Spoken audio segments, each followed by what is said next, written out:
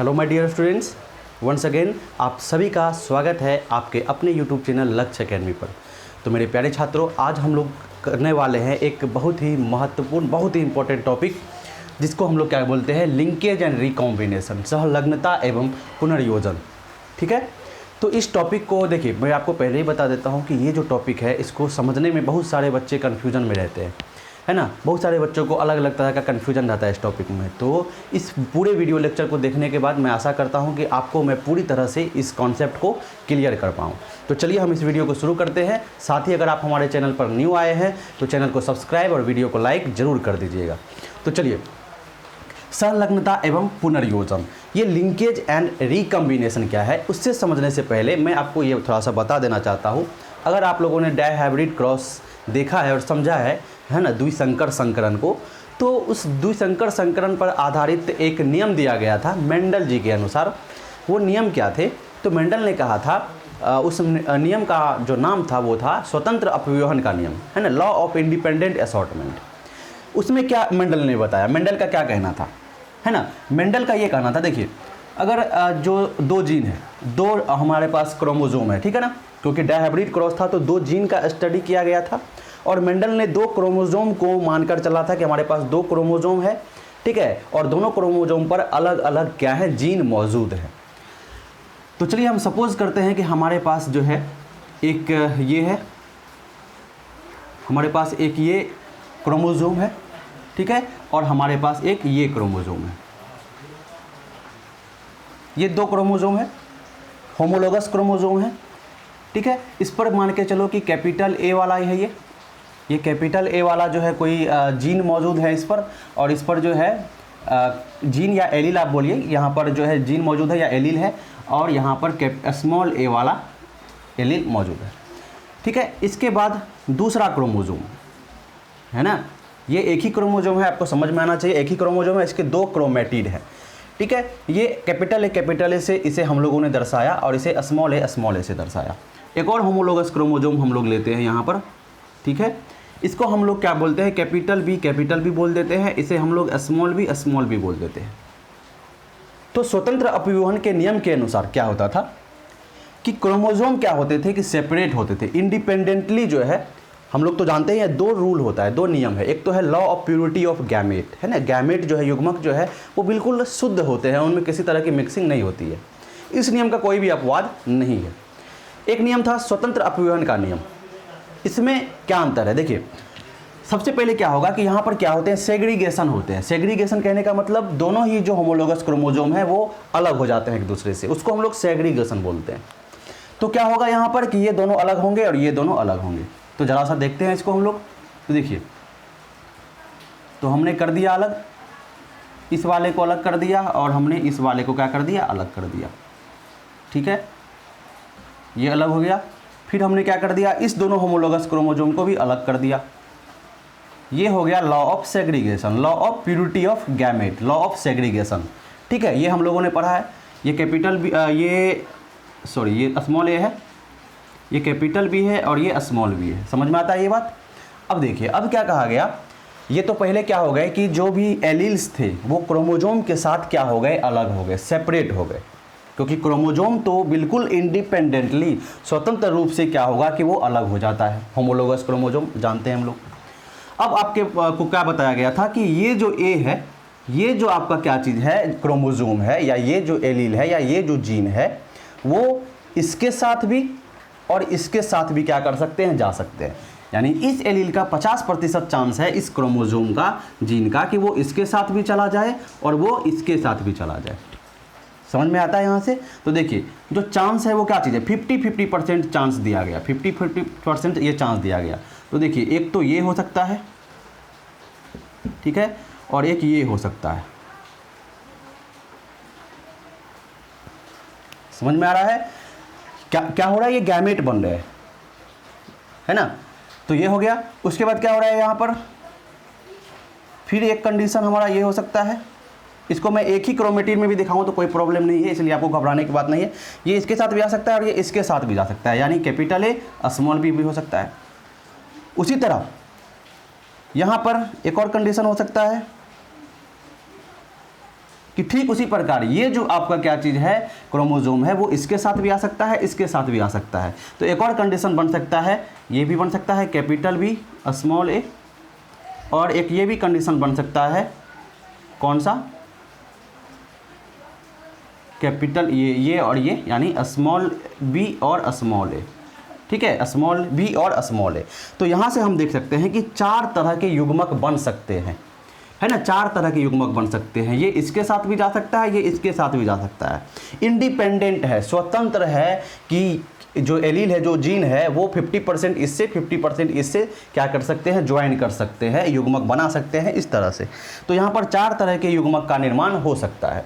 तो मेंडल ने नियम दिया, स्वतंत्र के अपव्यूहन का नियम, अपव्यूहन का नियम दिया गया, लॉ ऑफ इंडिपेंडेंट असॉर्टमेंट, स्वतंत्र अपव्यूहन का नियम। उसके अनुसार मेंडल ने यही कहा। कहने का मतलब मेंडल का था क्या चीज़ कि जब क्या हो कि 2 जीन अलग अलग क्रोमोजोम पर उपस्थित हो, जो कि मेंडल जो मानकर चल रहे थे वही मानकर चल रहे थे कि क्या होता है कि जीन जो है अलग अलग क्रोमोजोम पर उपस्थित होते हैं। 2 अलग अलग जीन 2 अलग अलग क्रोमोजोम पर उपस्थित होते हैं, जो मेंडल को पता था, ठीक है। तो यहाँ पर क्या होगा कि जब क्रोमोजोम क्या होगा, सेपरेट होगा, क्रोमोजोम का क्या होगा, सेग्रीगेशन होगा, ठीक है। तो क्या होंगे कि एलील भी क्या हो जाएंगे, अलग अलग हो जाएंगे। उसके बाद ये क्रोमोजोम दूसरे एलील के साथ 50-50% चांस के साथ क्या हो सकते हैं, जुड़कर युग्मक बना सकते हैं। तो इस तरह से 4 युग्मक का यहाँ पर निर्माण हो सकता है, इस 4 तरह का। तो मेंडल ने ये नियम दिया, स्वतंत्र अपव्यूहन का नियम। अब देखिए आगे बात करते हैं। अब हमारे पास क्या है, लिंकेज। अब हम क्या पढ़ रहे हैं, लिंकेज पढ़ रहे हैं।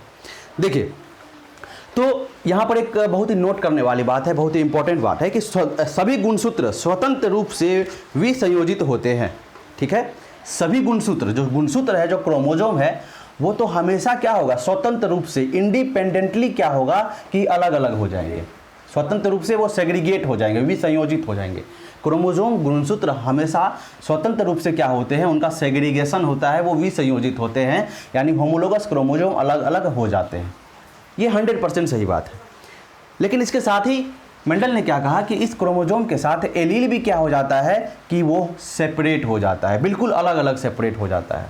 यहाँ पर मेंडल को कुछ जो है कन्फ्यूजन रह गया। क्या कन्फ्यूजन रह गया, अभी आपको जस्ट पता चलेगा। देखिए सभी एलील या जीन जो है वो स्वतंत्र रूप से, सभी जीन या एलील स्वतंत्र रूप से विसंयोजित हो भी सकते हैं, नहीं भी हो सकते हैं। ये बात याद रखिएगा। मैंने क्या कहा कि जितने भी क्रोमोजोम हैं, क्रोमोजोम तो हमेशा क्या होंगे, अलग अलग सेग्रीगेट होंगे, 100% ये चांस है, ठीक है। लेकिन हर एक एलील भी स्वतंत्र रूप से, हर एक जीन भी स्वतंत्र रूप से क्या हो जाए, सेग्रीगेट हो जाए, विसंयोजित हो जाए, इसमें कन्फ्यूजन है। ये हो भी सकते हैं, नहीं भी हो सकते हैं। मैं ऐसा क्यों बोल रहा हूँ, क्योंकि अब मैं आपको पढ़ाने वाला हूँ लिंकेज एंड रिकम्बिनेशन, सहलग्नता एवं पुनर्योजन।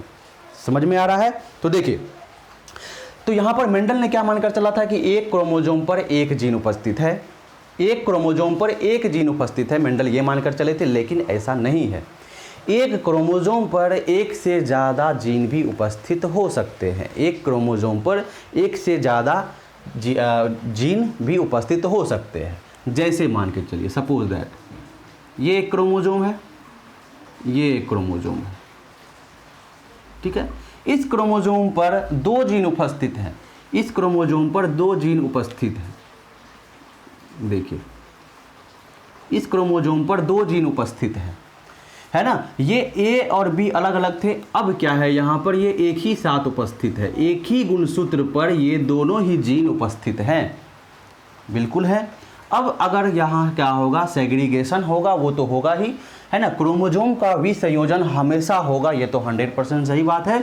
लेकिन एलील भी जो है वो स्वतंत्र रूप से विसंयोजित हो सकते हैं, इसमें कन्फ्यूजन है। कैसा कन्फ्यूजन है, जो आपको मैं भी दूर करने वाला। देखिए अब यहाँ से यदि सेग्रीगेशन होगा तो क्या होगा।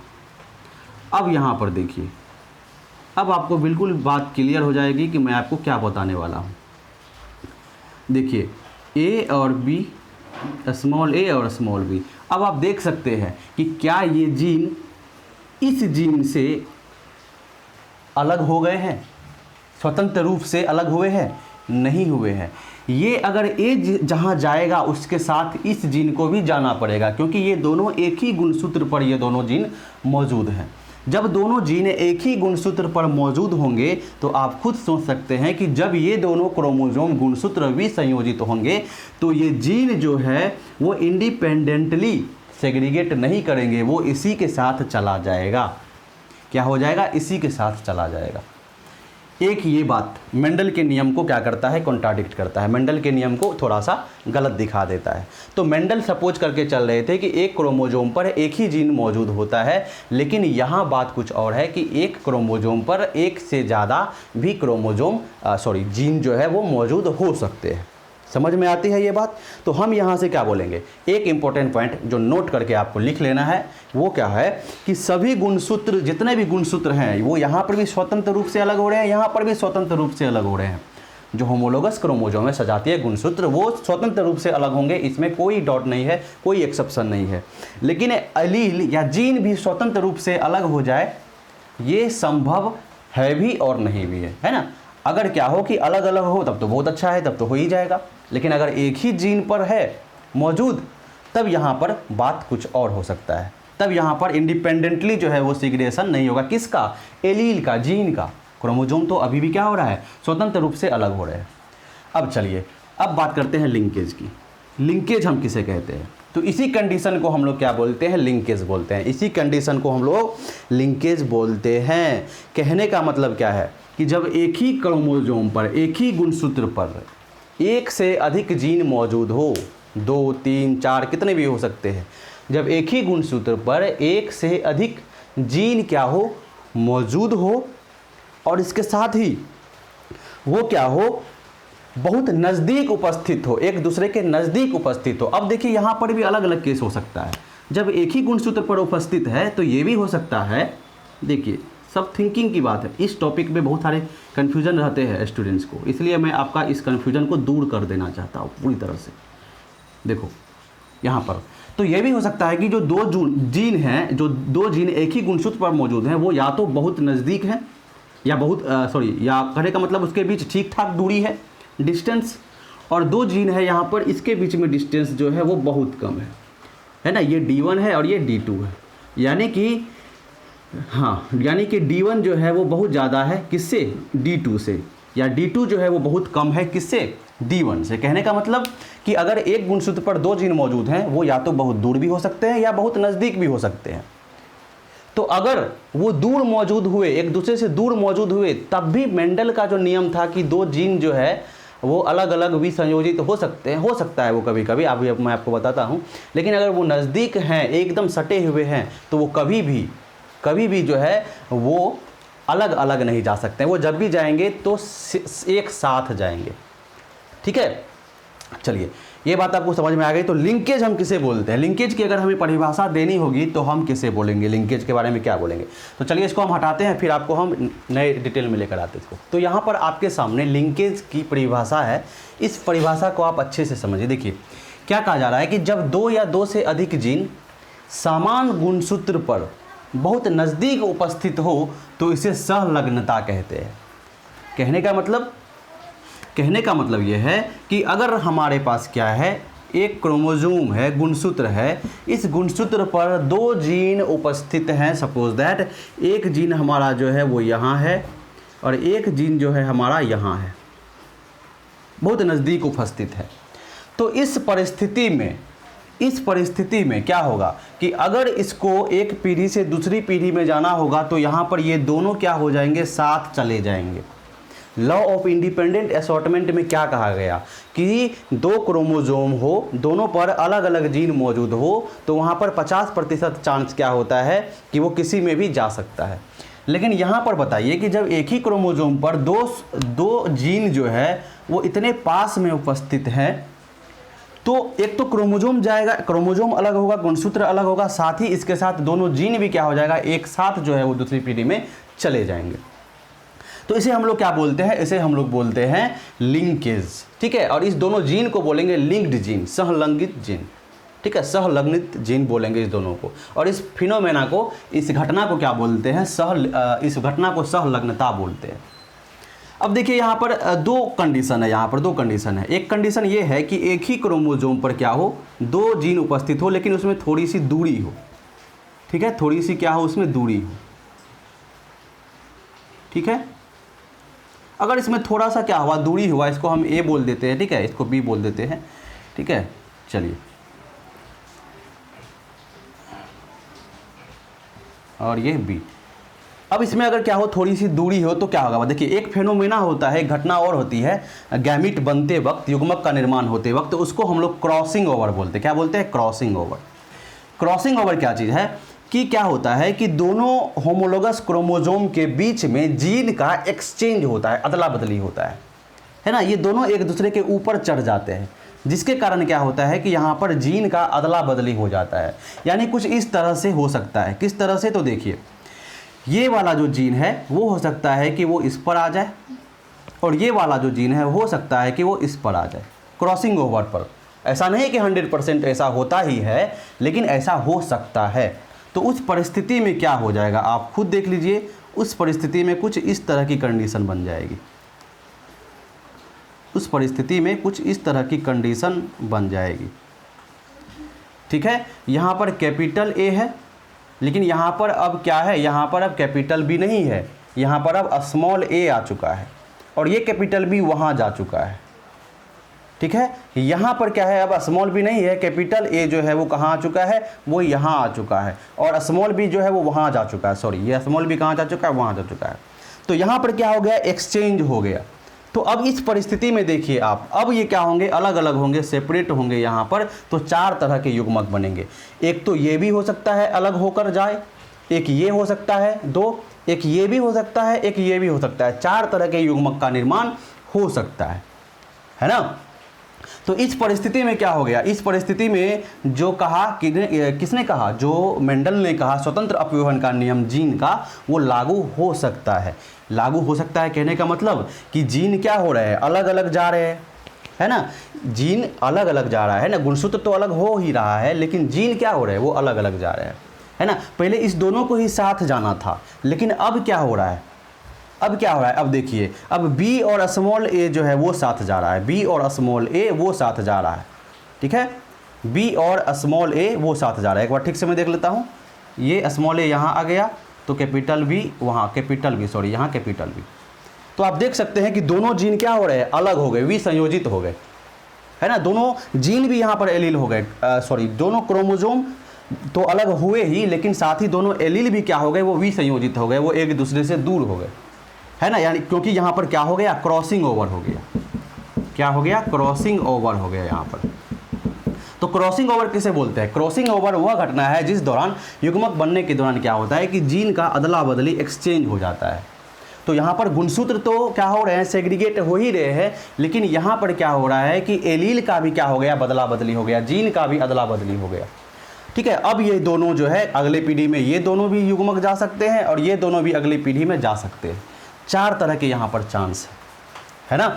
और दूसरी पॉइंट, अगर ये आप सपोज कीजिए, ये सपोज कीजिए आप, ठीक है, ये दोनों अगर बहुत नज़दीक हैं, अगर ये दोनों क्या है, बहुत नज़दीक है, दोनों ही जीन क्या है, बहुत नज़दीक है।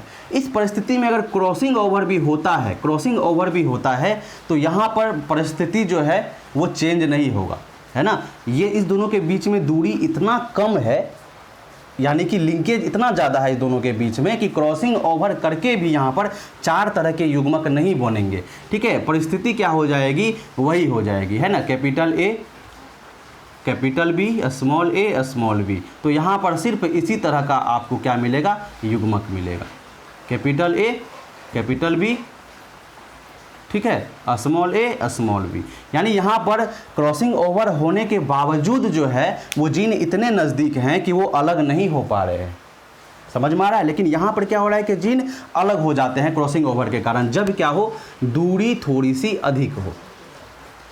तो इन सब चीज़ों से आप क्या समझने वाले हैं, अब देखिए। तो यहाँ से मैं आपको बता दूँ कि यहाँ पर जब 2 जीन एक दूसरे से दूर हो, है ना, जब 2 जीन एक ही क्रोमोसोम पर हो, अलग अलग क्रोमोसोम पर हो, तब तो बहुत अच्छा, तब तो मेंडल का नियम जो है बहुत अच्छे से लग जाएगा, स्वतंत्र अपव्यवहन का नियम। लेकिन यदि एक ही गुणसूत्र पर 2 जीन मौजूद हो, तब की बात हो रही है। अगर उसके बीच में दूरी क्या हो, ज़्यादा हो, दूरी ज़्यादा हो दोनों के बीच में, तो यहाँ पर जब क्रॉसिंग ओवर होगा तो यहाँ पर अलग अलग कॉम्बिनेशन का युग्मक तैयार हो सकता है, अलग अलग कॉम्बिनेशन का युग्मक तैयार हो सकता है, जिसे हम लोग क्या बोलते हैं, पुनर्योजन बोलते हैं, रिकॉम्बिनेंट बोलते हैं। रिकॉम्बिनेंट या पुनर्योजन कहने का मतलब क्या है, रिकॉम्बिनेशन कहने का मतलब क्या है कि यहाँ पर जब अदला बदली हो गया तो एक नए तरह के युग्मक तैयार हुए। समझ में आ रहा है, एक नया तरह का युग्मक बना। अब यह जब अगली पीढ़ी में जाएगा तो क्या करेगा, ये विभिन्नता लाएगा, ये वेरिएशन लाएगा। ठीक है, पेरेंट को यानी जनक को उसके प्रोजेनी से क्या कर देगा, उसको भिन्न कर देगा। समझ में आ रहा है, अभी मैं आपको और डिटेल में बता रहा हूँ।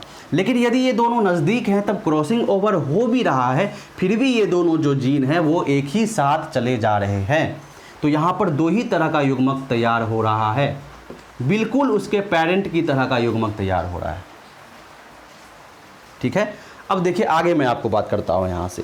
तो कहने का मतलब क्या है कि जब दो जीन नज़दीक हो और उनकी बीच की दूरी नगण्य हो, यहाँ पर दो केस मैं आपको यहाँ पर बनाकर देने वाला हूँ। देखिए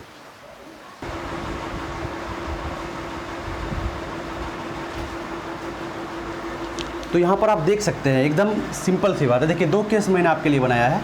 केस नंबर 1 ये है कि जब दो जीन नज़दीक हो और उनके बीच की दूरी नगण्य हो, है ना, यानी कि दो जीन एक क्रोमोसोम पर, एक गुणसूत्र पर दो जीन मौजूद है और इनके बीच की दूरी क्या है, बहुत ही कम है, बहुत ही कम। तो उस परिस्थिति में क्रॉसिंग ओवर तो होगा, है ना, मैंने यहाँ लिखा है क्रॉसिंग ओवर नहीं होगा, मतलब क्रॉसिंग ओवर तो होगा। क्रॉसिंग ओवर मतलब क्या है, अदला बदली हो जाना, यानी क्रॉसिंग ओवर हो गया। और यदि अदला बदली नहीं हो पाया तो क्रॉसिंग ओवर नहीं हुआ। कहने का सेंस ये है कि देखिए अब, ठीक है, एक ये और एक ये। अब देखिए क्या है, इसके बीच में अगर क्रॉसिंग ओवर हो भी गया तो फिर भी ये पूरा का पूरा पार्ट जो है वो क्या होगा, वो यहाँ पर आ जाएगा और ये पूरा का पूरा पार्ट जो है वो इधर की ओर आ जाएगा। तो क्या हो गया, यहाँ पर दो जीन तो अलग नहीं हो पाए, वो तो एक ही साथ जो है वो क्या हो गए, एक दूसरे पर चले गए। तो इस परिस्थिति में जीन अलग नहीं हो पाए एक दूसरे से, तो क्रॉसिंग ओवर नहीं हुआ, एक्सचेंज नहीं हो पाया, तो क्रॉसिंग ओवर नहीं हुआ। और जब क्रॉसिंग ओवर नहीं होगा तो पुनर्योजन नहीं होगा। अब आप बोलेंगे पुनर्योजन क्या होता है, रिकॉम्बिनेशन क्या होता है। रिकॉम्बिनेशन कहने का मतलब है नए कैरेक्टर के साथ, नए जीन के साथ नया युग्मक तैयार हो, ऐसा युग्मक तैयार हो जिसमें क्या हो, पुनर्योजन हो। कहने का मतलब रिकॉम्बिनेंट हो, वो दोनों के जीन का मिलावट हो, मिला हुआ हो, तो रिकॉम्बिनेशन हुआ। तो यहाँ पर रिकॉम्बिनेशन नहीं हो पाएगा क्योंकि यहाँ पर मिलावट नहीं हो पाया, क्रॉसिंग ओवर का असर नहीं दिखा, क्योंकि ये दोनों एक दूसरे के बहुत ही क्या थे, नज़दीक थे। यानी यहाँ पर स्वतंत्र अपव्यवहन का नियम लागू नहीं हो पाया। जो मेंडल ने कहा था कि क्रोमोसोम के वियोजित होने के साथ साथ एलील भी क्या हो जाते हैं, वियोजित होते हैं, उसके बाद 50% चांस होता है उसका क्या होने का, अदला बदली होने का।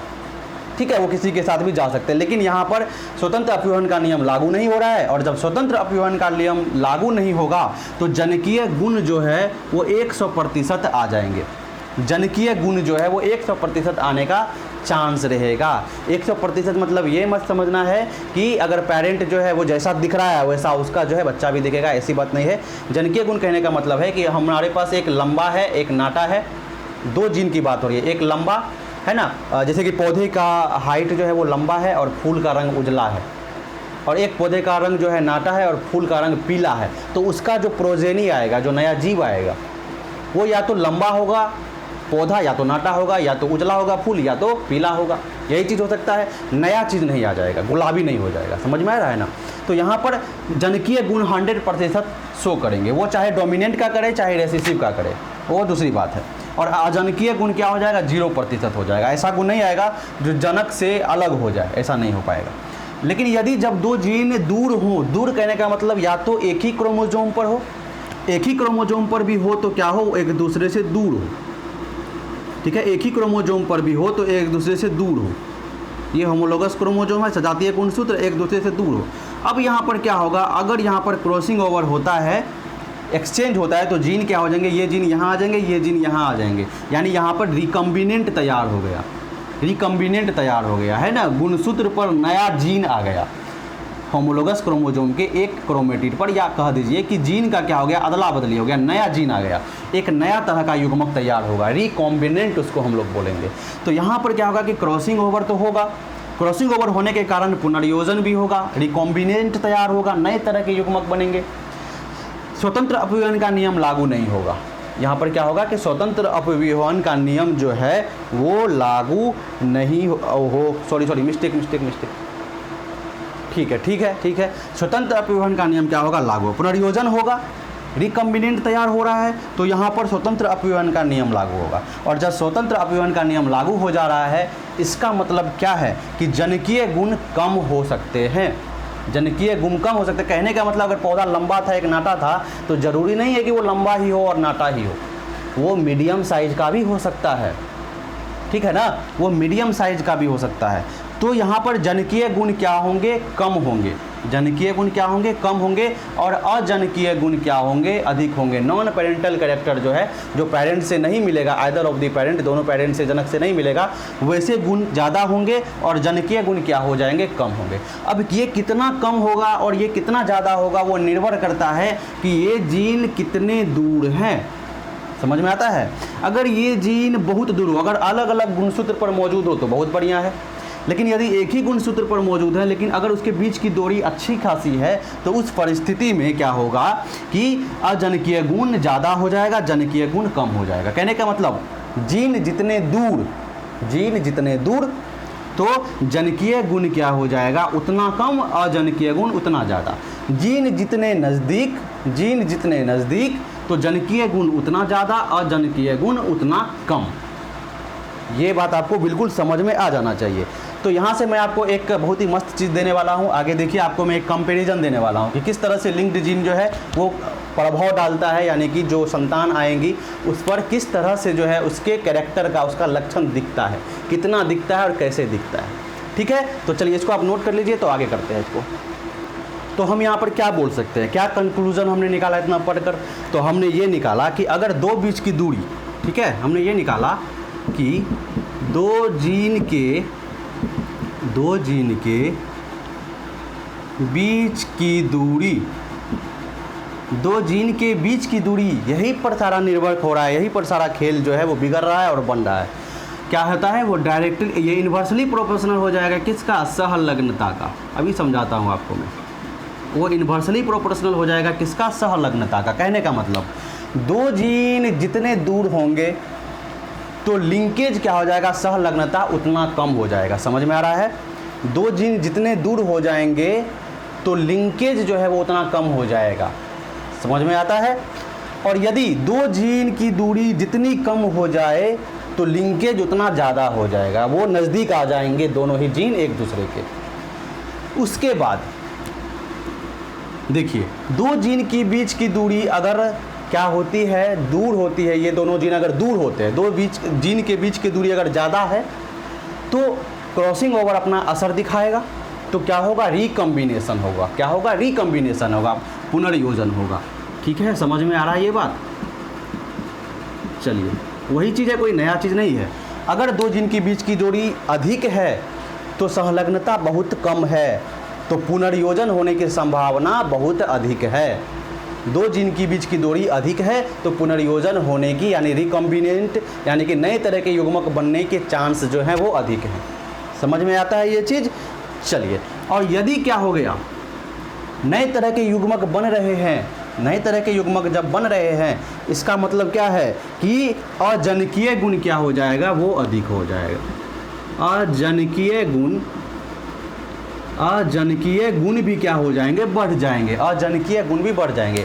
नए तरह के युग्मक तैयार हो रहे हैं, क्रॉसिंग ओवर हो रहा है, दो जीन के बीच की दूरी अधिक है, लिंकेज बहुत कम है, क्रॉसिंग ओवर हो रहा है, अपना असर दिखा रहा है, तो नए तरह के युग्मक बन रहे हैं, यानी पुनर्योजन हो रहा है। यानी कि जब नए तरह का युग्मक बनेगा और वो अगली पीढ़ी में जाएगा तो अजनकीय गुण को बढ़ाएगा, जो मेल और फीमेल है ना, नर और मादा के गुण से क्या होगा कि अलग हो जाएगा, थोड़ी सी जो है उसके गुण को प्रदर्शित नहीं करेगा। नए तरह के गुण आएंगे, कहने का मतलब अजनकीय गुण। और जनकीय गुण क्या हो जाएगा, कम हो जाएगा। जनकीय गुण क्या हो जाएंगे, वो कम हो जाएंगे। जनकीय गुण क्या हो जाएंगे, वो कम हो जाएंगे। तो देखिए, एक बार फिर से मैं आपको बताता हूँ, दो जीन की बीच की दूरी अगर ज़्यादा है, अगर वो अलग अलग गुणसूत्र पर है तो बहुत अच्छे, अगर एक ही गुणसूत्र पर है फिर भी उसकी दूरी अगर ज़्यादा है तो दोनों जीन के बीच की दूरी क्या हो गई, कम हो गई, यानी लिंकेज क्या हो गया, सहलग्नता कम हो गया। अगर दो जीन अगर सहलग्नता कम हो गया, अगर दूर है तो दो जीन के बीच की दूरी अगर अधिक है तो रिकम्बिनेशन होने का चांस अधिक है ना। क्रॉसिंग ओवर अपना असर दिखाएगा, क्रॉसिंग ओवर अपना असर दिखाएगा, क्रॉसिंग ओवर अपना असर दिखाएगा तो पुनर्योजन होगा, नए तरह के युग्मक बनेंगे, नए तरह के युग्मक बनेंगे तो अजनकीय गुण जो है वो ज़्यादा हो जाएगा और जनकीय गुण जो है वो कम हो जाएंगे। अगर कहने का मतलब कि लंबा है एक पौधा, दूसरा पौधा नाटा है, तो तीसरा पौधा जो है जो अगले पीढ़ी में आने वाला है वो उसके बीच का भी आ सकता है, उसके बीच का भी क्या हो सकता है, आ सकता है। अब एक एग्जाम्पल से समझिए बहुत ही मस्त तरीके से। देखिए मेंडल ने क्या किया था, जब दो जीन का स्टडी किया था, ठीक है ना, तो उसमें क्या हुआ था आप बताइए, आप उसमें क्या देखे थे। देखिए मान के चलिए कि पौधे की लंबाई एक ये लिया था और दूसरा लिया था क्या चीज़, फूल का रंग ये लिया था, ठीक है। ये लिया था होमोजाइगस शुद्ध नस्ल के और ये लिए थे, ये भी होमोजाइगस लिया था, लेकिन ये डोमिनेंट लिया था और ये क्या लिया था, रेसेसिव लिया था, ठीक है ना, कुछ ऐसा लिया था। देखिए कैपिटल टी ये कैपिटल टी और कैपिटल आर, ठीक है, ये और ये ऐसा कुछ लिया था, याद है, इस तरह का कुछ लिया था। तो इसमें क्या हुआ था मेंडल को कि F1 जनरेशन में 9:3:3:1 का रेशियो आया था, है ना, 9:3:3:1 का रेशियो आया था। लेकिन जब जीनोटाइपिक रेशियो देखा गया तो वहाँ पर क्या हो गए कि वहाँ पर ये हुआ कि अजनकीय गुण जो है वो क्या हो गया, वो ज़्यादा आया, जनकीय गुण कम आया, अजनकीय गुण ज़्यादा आया, है ना, समझ रहे इस बात को। तो बहुत ही सिंपल सी बात है ये। तो मेंडल का नियम यहाँ पर क्या हो रहा है, लागू हो रहा है। मेंडल का नियम क्या हो रहा है, लागू हो रहा है। तो मेंडल ने जब एक्सपेरिमेंट किया था तो मेंडल यही मानकर चल रहे थे कि दो जीन अलग अलग गुणसूत्र पर मौजूद होते हैं। वो तो बाद में दूसरे वैज्ञानिक जब प्रयोग करने आए तो पता चला कि ये रिजल्ट आ रहा है, अच्छा इसका मतलब जो है ये एक नई चीज़ आई। ये किसके द्वारा दिया गया था, लिंकेज का जो कॉन्सेप्ट है वो टी.एच. मॉर्गन के द्वारा दिया गया था, ठीक है। जब टी.एच. मॉर्गन और उनके साथी एक्सपेरिमेंट कर रहे थे किस पर, एक ड्रोसोफिला मिलेनोगेस्टर एक जो है प्रजाति है, एक कीड़े की प्रजाति है, उस पर जब किया जा रहा था तब इसके बारे में पता